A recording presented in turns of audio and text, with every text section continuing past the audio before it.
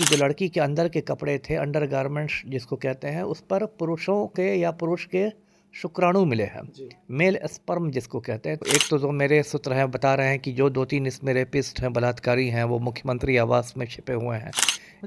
मतलब गुनहगार जो है वो मुख्यमंत्री आवास के अंदर है। बिल्कुल एक अणे मार्ग में छिपे हुए हैं। तो मैं नाम का भी खुलासा करूंगा। उस बिहार में बेटियां कैसे सुरक्षित रहेंगी जिस बिहार का मुख्यमंत्री ही लड़कियों का हिजाब नोचता हो। ये मनीष रंजन जो है, जो गर्ल्स हॉस्टल का मकान मालिक जो है, उसकी गिरफ्तारी हुई, लेकिन अब तक उसको रिमांड पर नहीं लिया गया है, पूछताछ नहीं हुआ।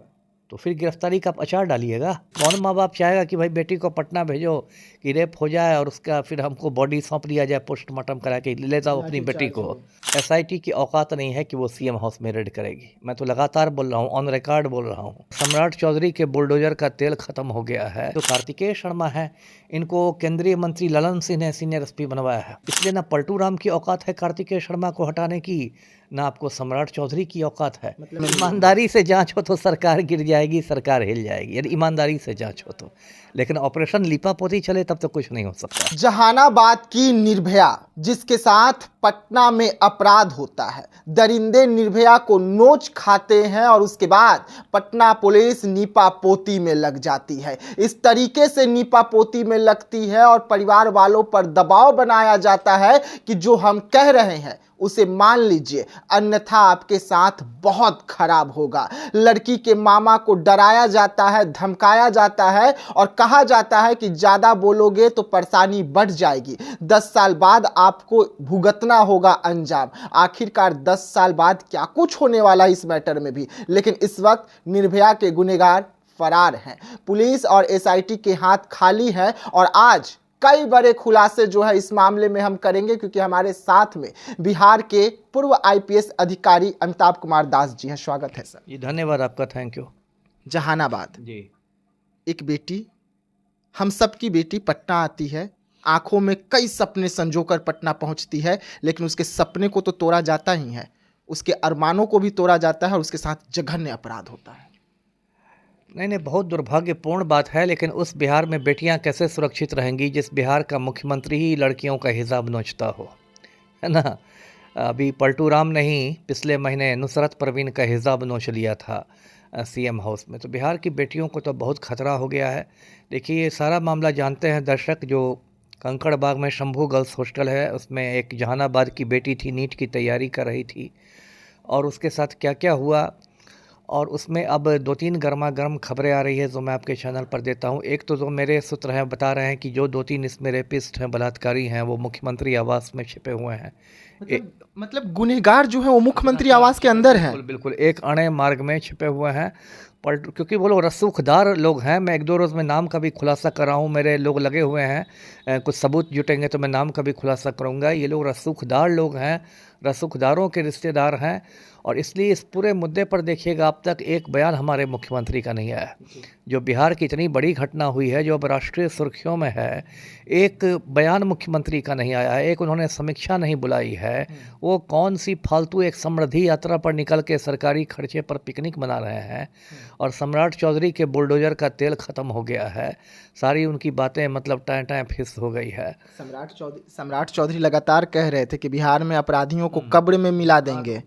डायलॉग मार रहे थे ना, बातें करोड़ों की दुकान पकौड़ों की। कहते थे कि हम गया में पिंडदान करवा देंगे अपराधियों का। किसका पिंडदान हो गया इस केस में। और अभी दूसरी जो बड़ी खबर आ रही है वो ये है कि एफएसएल की रिपोर्ट में रेप की पुष्टि हो गई है।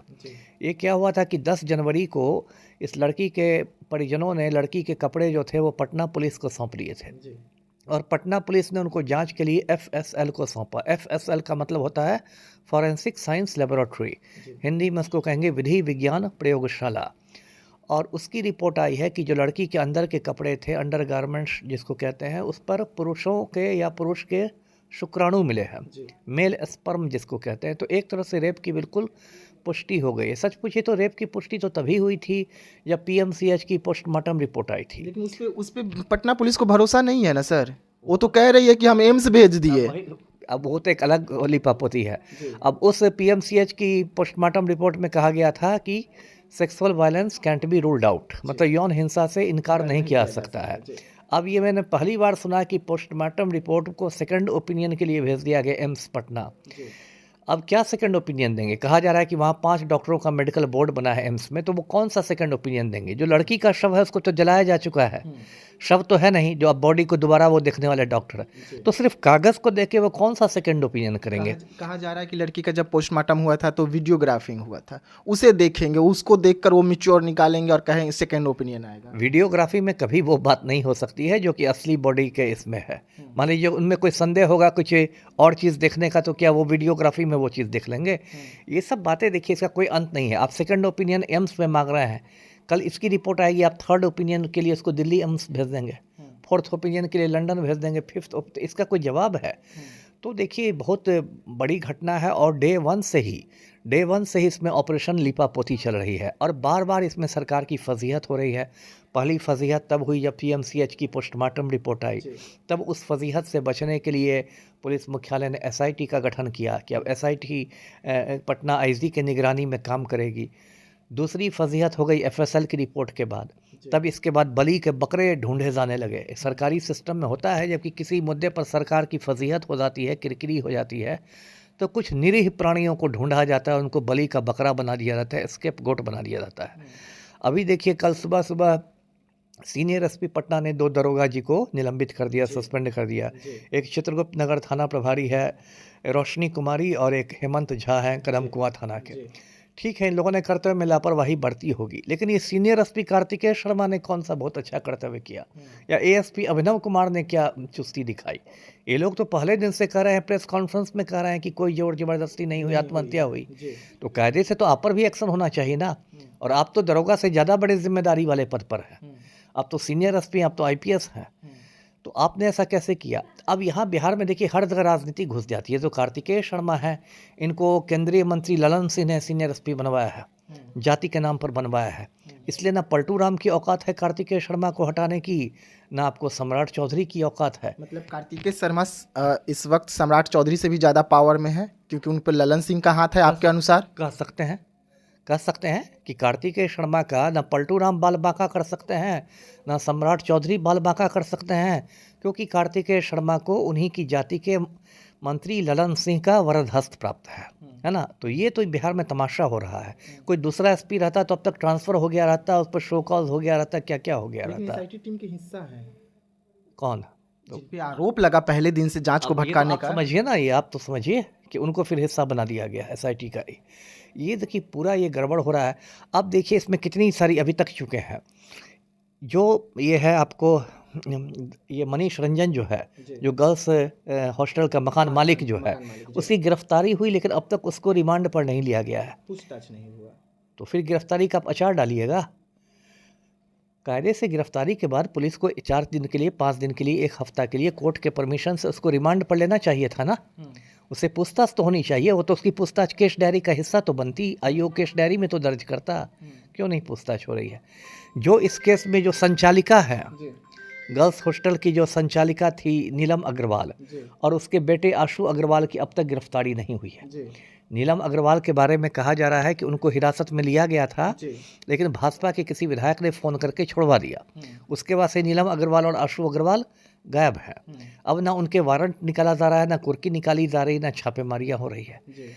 तो आप कुछ काम ही नहीं कर रहे, आप खाली बात बना रहे हैं। और एक सम्राट चौधरी हर बार एक नया डायलॉग लेके आते हैं कि हम माला पहनाएंगे नहीं, माला चढ़ाएंगे। ये सब डायलॉग से क्या होने वाला है?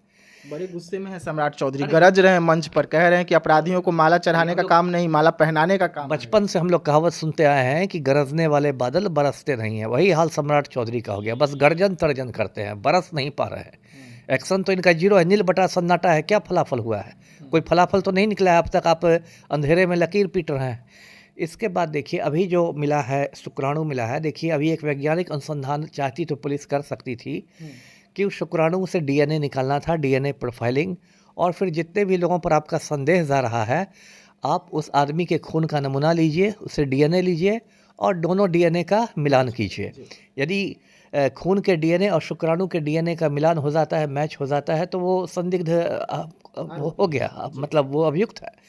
तो ये सब कुछ नहीं हो रहा है। और देखिए अब पुलिस की रणनीति समझ लीजिए, इसमें रसूखदार लोग हैं। अब पुलिस क्या चाहती है कि भाई टाइम पास करो, कुछ कुछ दिखाओ कि हाँ एक्शन हो रहा है, और तब तक कोई नई बड़ी घटना हो जाएगी। घटनाएं तो रोज़ घटती है। उसके बाद सारा मीडिया उसके पीछे भागेगा, सारी पब्लिक उसके पीछे भागेगी और ये जो मामला है ये ठंडे बस्ते में चला जाएगा। जैसे अभी 2-3 साल पहले पटना में ही गायघाट शेल्टर होम का बहुत हल्ला हुआ था, 2-3 लड़कियां भाग गई थी। अब उसकी चर्चा भी होती है, गया ठंडे बस्ते में गया। मान लीजिए इंडिगो मैनेजर की हत्या हुई थी रुपेश सिंह की, एक समय बड़ा वो गर्मा गर्म था, एसआईटी बना था। अब क्या पता है कि क्या लिपापोती हुई, कौन जमानत पर है, कौन चार्जशीट हुआ, कौन बरी हो गया। तो लोगों की याददाश्त छोटी होती है। बड़ी हो गए, इसमें सभी बड़ी हो गए, जिन्हें जिन्हें एसआईटी ने आरोपी बनाया, होना ही था। कोर्ट ने कहा कि इनके खिलाफ तो आप दोष साबित ही नहीं कर पाए। होना ही था। आप एक किस्सा तोता मैना गढ़िएगा और किस्सा तोता मैना गढ़ने के बाद आप एक ज़बरदस्ती उसको चार्जशीट कर दीजिएगा, आपके पास कोई सबूत नहीं है, तो अदालत तो आपका किस्सा तोता मैना नहीं ना सुनेगी। अदालत को तो ठोस सबूत चाहिए। आप पब्लिक की आंख में धूल झोंक सकते हैं कि भाई हमने चार्जशीट कर दिया, उद्भेदन हो गया, अपने मुंह मियाँ मिट्ठू बन जाइए। अपने मुंह मियाँ मिट्ठू बनने से तो नहीं होगा ना। किसी को आप पकड़ के भेज दीजिए कि रोड रेस का मामला था, ऐसे हो गया वैसे हो गया। तो ये किस्सा तोता मैना सुनाने से नहीं होता है, वही इसमें भी हो रहा है। और देखिए इसमें इसके तो बहुत दूरगामी असर होंगे ना। देखिए पटना में बिहार के कोने कोने से लड़कियां आती है पढ़ने के लिए, छोटे छोटे कस्बों से, शहरों से। शंभू गर्ल्स हॉस्टल तो समझिए बंद ही हो गया, बाकी जो गर्ल्स हॉस्टल है उसकी भी लड़कियां छोड़ने लगी हैं। कौन माँ बाप चाहेगा कि भाई बेटी को पटना भेजो कि रेप हो जाए और उसका फिर हमको बॉडी सौंप दिया जाए, पोस्टमार्टम करा के ले जाओ अपनी बेटी को। हाँ, और कारगिल चौक पर इंसाफ के लिए भेजो तो पुलिस कहे कि मारो सालों को। तो ये कौन माँ बाप चाहेगा। तो इस पर जो चुप्पी है, पलटू राम की चुप्पी, और जो हमारे यशस्वी प्रधानमंत्री इतना लंबा चौड़ा भाषण देते थे चुनावी प्रचार के दौरान बिहार में जंगल राज, उनका कोई बयान नहीं आया, कुछ नहीं हो रहा है। इन लोगों ने मजाक बना दिया है। तो बहुत बुरी स्थिति है जी। लड़की के परिवार वालों को डराया जा रहा है। लड़की के परिवार वालों का आरोप है कि जब हम पोस्टमार्टम रिपोर्ट लेने गए थे तो चित्रगुप्त नगर की जो थाना प्रभारी है, जिन्हें सस्पेंड किया गया, उन्होंने लड़की के मामा को डराया और कहा कि इसका परिणाम 10 साल बाद तुमको पता चलेगा। 10 साल बाद क्या होने वाला है। अब ये सब देखिए, वही ना मैंने कहा कि मतलब यहाँ तो उल्टा हो गया है ना। आप गुनहगारों को पकड़ नहीं रहे हैं और जो लड़की के परिजन हैं जो पहले ही से दुखी हैं उनको आप धमका रहे हैं 10 साल बाद और 20 साल बाद। बड़े बड़े माफिया को तो आप कुछ कर नहीं सकते, है ना। तो ये सब ये क्या हो रहा है, मैं तो यही पूछना चाहता ना। इसमें कायदे से जब इतनी बड़ी घटना हुई है तो कायदे से हर दिन इसमें प्रेस विज्ञप्ति निकलनी चाहिए थी, पुलिस मुख्यालय की या सीनियर एसपी ऑफिस की, जो पब्लिक को बताती कि इसमें अनुसंधान में क्या क्या प्रगति हो रही है। अच्छा सर, ऐसा नहीं लग रहा है कि जब रेप की पुष्टि हो गई प्रभात मेमोरियल अस्पताल, जो पहले दिन से संदेह में था कि वहाँ लड़की के साथ कुछ गलत हुआ, जिन्होंने एसपी को, एएसपी को और थाना को लिखित दिया कि लड़की के शरीर में पॉइजन मिला है, लड़की नींद के गोली के वजह के ओवरडोज के वजह से लड़की जो है वो कंडीशन खराब होते जा रहा है, उन पर जांच हो, प्रभात मेमोरियल के डॉक्टर को पकड़ा जाए, उनसे पूछताछ हो कि आपने ये रिपोर्ट कहाँ से दिया। बिल्कुल नहीं, इसमें तो कई लोग कटघरे में हैं। प्रभात लड़की को 3 नर्सिंग होम में घुमाया गया था। डॉक्टर सहजानंद सिंह के क्लिनिक में गई है, प्रभात मेमोरियल में गई है, मेदांत में गई है। तो और इसमें अब तो ये बात आ रही है कि शंभू गर्ल्स हॉस्टल के पास वाले में कई नर्सिंग होम और कोई बड़े बड़े नर्सिंग होम हैं, उनको छोड़ के एक दूसरा में आप क्यों जा रहे हैं। क्या मंशा थी आपकी। तो ये तो मतलब मंशा तो कोई आपकी अच्छी नहीं लग रही है कि यदि आप नज़दीक के अस्पताल को छोड़ के इमरजेंसी में आप दूर के अस्पताल में भर्ती करा रहे हैं। तो देखिए ईमानदारी से जांच होगी तो इसमें इतने सफ़ेद पोस्ट लोग बेनकाब होंगे कि सरकार गिर जाएगी नीतीश कुमार की। आप भी मानते हैं कि इसमें नेताओं का हाथ है? 200%। ये हो ही नहीं सकता। इतना मेरा आईपीएस का तजुर्बा है, इतना बड़ा कांड बिना किसी सफ़ेद पोश के राजनीतिक संरक्षण के हो ही नहीं सकता। और एक दूसरी घटना भी तो अभी आ रही है, पटना में प्रकाश में आई है। एग्जीबिशन रोड पर एक पीजी गर्ल्स हॉस्टल है, उसमें एक औरंगाबाद गोह की लड़की की हत्या हुई है, 6 जनवरी को ही हुई। गांधी मैदान थाने में FIR हुआ है। तो ये सारा कुछ सहयोग है। उसके पहले एक हिंदी अखबार ने स्टिंग ऑपरेशन किया था पिछले साल नवंबर-दिसंबर के आसपास। उसमें झारखंड की एक महिला नेता है बीजेपी की, कोई फूल जोशी नाम है धनबाद का, उसका स्टिंग ऑपरेशन किया गया था। उसने बताया था कि मैं बीजेपी के नेताओं को गर्ल्स हॉस्टल से लड़कियां सप्लाई करती हूँ। तो ये उसने तो रेट तक उसमें बताया था। तो ये सब क्या हो रहा है। कितनी भी आप देखिए लिपापोती कीजिएगा, सच्चाई को आप कब तक दबाइएगा। और इस पूरे मामले में बिहार पुलिस की विश्वसनीयता तो एकदम जोर बची हुई थी, थोड़ी बहुत वो मिट्टी में मिल गई है। पलटू राम, सम्राट चौधरी सब बेनकाब हो गए हैं। तो आप इस मामले को लेकर बड़ा खुलासा कर रहे हैं। आप कह रहे हैं कि इस मामले में जो आरोपी हैं वो CM हाउस में है। तो ये इनपुट सर किसी को समझ में नहीं आ रहा है। अब मैं बताऊंगा भी नहीं कि मेरे क्या स्रोत हैं। हाँ, लेकिन CM हाउस में अपराधी हाँ, क्योंकि एसआईटी की औकात नहीं है कि वो सीएम हाउस में रेड करेगी। मैं तो लगातार बोल रहा हूँ, ऑन रिकॉर्ड बोल रहा हूँ। यदि औकात है सीनियर एसपी की या एसआईटी वालों की तो सीएम हाउस में ज़रा घुस के दिखा दें मुझे। इसलिए मैं मांग कर रहा हूँ ना कि इस पूरे मामले की सीबीआई जांच हो, है ना। ठीक है, सीबीआई भी दबाव में काम करती है, लेकिन सीबीआई कम से कम भारत सरकार की एजेंसी है, तो मतलब बिहार सरकार के दबाव में उतना नहीं आती है। सीबीआई हो सकता है सीएम हाउस में चली भी जाए, सीबीआई गई भी थी चारा घोटाला के समय ही, लालू यादव के समय ही रेड वेड सब हुआ है सीएम हाउस पर। ऐसा नहीं कि जो आप सीएम है तो आप कानून से और संविधान से ऊपर हो गए, लेकिन अभी जो स्थिति है इसमें क्या होगा, कुछ नहीं यहाँ होने वाला है। लड़की के परिवार वाले कह रहे हैं कि हमें एसआईटी पर भरोसा नहीं है, बिल्कुल। बिहार पुलिस पर भरोसा बिल्कुल नहीं है, सही बिहार कह रहे हैं। सरकार पर भरोसा नहीं है। हमें हम बेटी को इंसाफ दिलाने के लिए या तो हाई कोर्ट के जज या तो सुप्रीम कोर्ट के जज के मॉनिटरिंग में ये सब कुछ हो। बिल्कुल सही बात है। तो मैं भी कह रहा हूँ, मुजफ्फरपुर बालिका गृह कांड में भी नहीं ना हुआ, शुरू में लीपापोती की कोशिश हुई, बाद में चौतरफा दबाव पड़ा तो सीबीआई के पास मामला गया, तब थोड़ी बहुत सच्चाई बाहर निकली, तब समाज कल्याण मंत्री को इस्तीफा देना पड़ा, मंजू वर्मा को, तब आपको ब्रजेश ठाकुर अभी उम्र कैद काट रहा है। जो भी उसमें न्याय मिला आंशिक तौर पर ही वो सीबीआई की एंट्री के बाद मिला, नहीं तो मुजफ्फरपुर बालिका गृह कांड भी ऐसे ही दफन हो जाता। नीट छात्रा में आपको भी लग रहा है कि कई इस्तीफा, अगर सच्चाई बाहर आ जाता तो कई इस्तीफा बिहार सरकार में ईमानदारी से जांच हो तो सरकार गिर जाएगी, सरकार हिल जाएगी, यदि ईमानदारी से जांच हो तो। लेकिन ऑपरेशन लीपापोती चले तब तो कुछ नहीं हो सकता है जी। देखिए, तो नीट छात्रा जहानाबाद की बेटी, इंसाफ के लिए उसके परिवार वाले लगातार भटक रहे हैं। बेटी आज इस दुनिया में नहीं है, लेकिन ऊपर से देख रही होगी कि उसके हत्यारे किस तरीके से, जो अमिताभ दास जो पूर्व आईपीएस हैं, वो बड़ा खुलासा कर रहे हैं कि सीएम हाउस में है और वहां पर किसी की औकात नहीं है कि सीएम हाउस के अंदर घुसकर छापेमारी करे और अपराधियों को वहां से घसीट कर बाहर निकाल कर लेकर आए। बड़े खुलासे हुए हैं। तो ऐसे तमाम खबरों के लिए रहिएगा देशवा न्यूज के साथ, दीजिएगा इजाजत, धन्यवाद।